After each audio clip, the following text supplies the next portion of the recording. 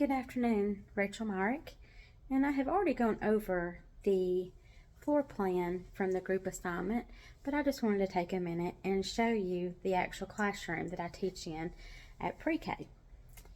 This is where the children enter the building and they choose how they want to greet. They can point to any of these signs here and greet the teachers that way. They will move their picture over from home to school. They will come in and they will come to this point where they will get their temperature checked. They will put their belonging in their cubbies. And then they will go wash their hands. After washing hands, they will have table time about 10 minutes, 15 minutes. They will write their name or put together a puzzle, write their ABCs, different activities that they do each morning. After morning table time, it is time for morning meeting, where we rug.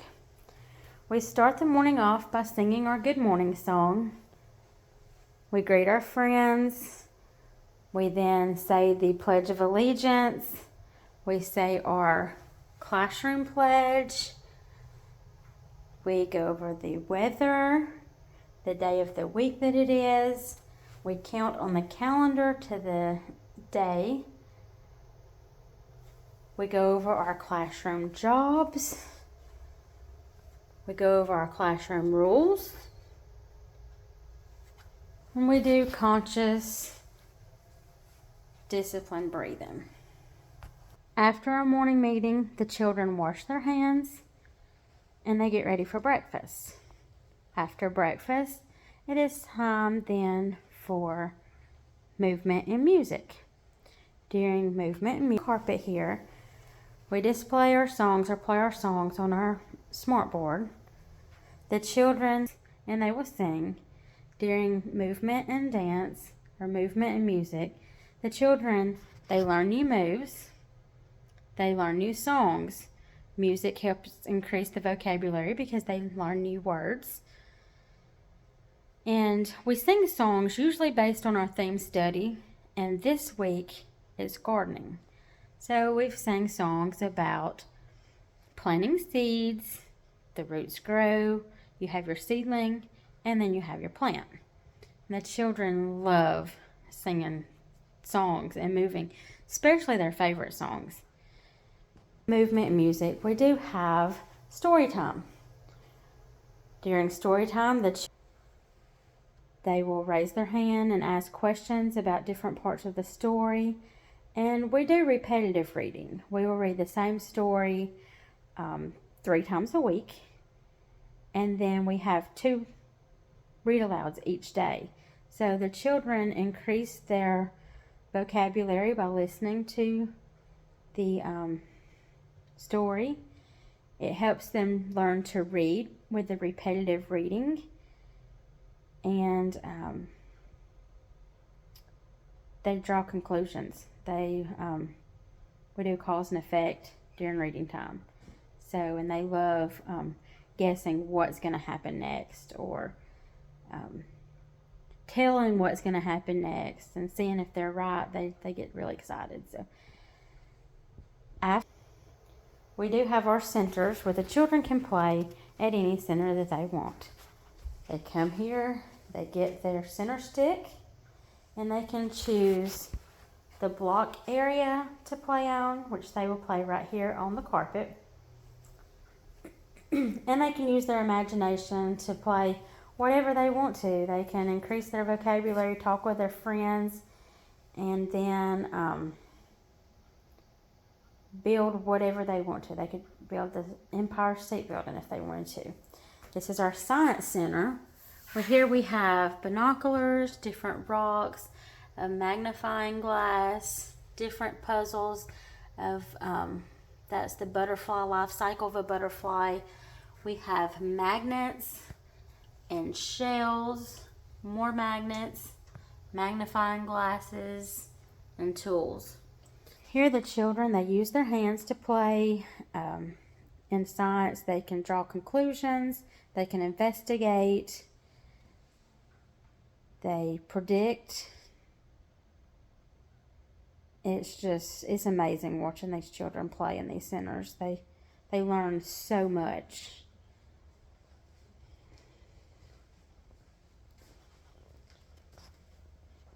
And here at this center, they can choose farm animals or sea creatures to play with. They have bristle blocks, dinosaurs, and zoo animals, Magna-Tiles. Let me just say, the children in my class, they love Magna-Tiles. They'll get out and they'll build zoo cages. So they get the animals out and they build cages and put their animals in. They build different house structures. They learn their shapes by playing with the Magna-Tiles. They learn the different animals that we have. If it's a sea creature, if it's a dinosaur, if it's a farm animal, if it's a zoo animal. They learn all of those things by playing in this center. We have the manipulative center. Different blocks that they can play with.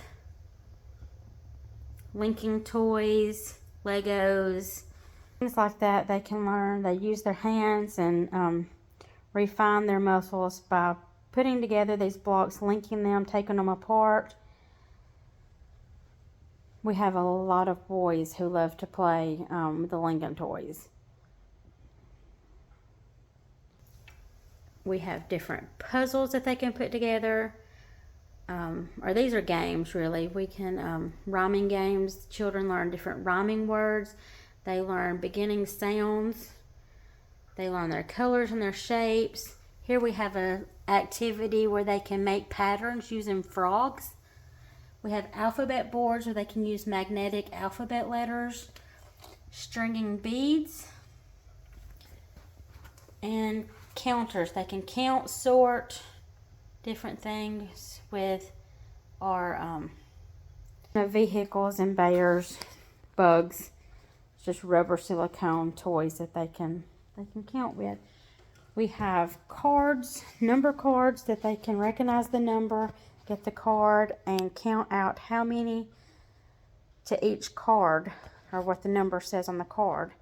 Center, where children will learn to count. They will learn to measure using a scale. We have measuring cups. We have counting toys. Shows their numbers and how many. They learn how to quantify. They learn how to classify. They can write their numbers, and they learn so much in the Math Center. Measuring, they will measure different things out, like the water. We do sink and float in here. They'll make predictions, see what will sink, what will float, and then we will test our theories to see if they are correct. We have our sensory table, and right now we have colored rice.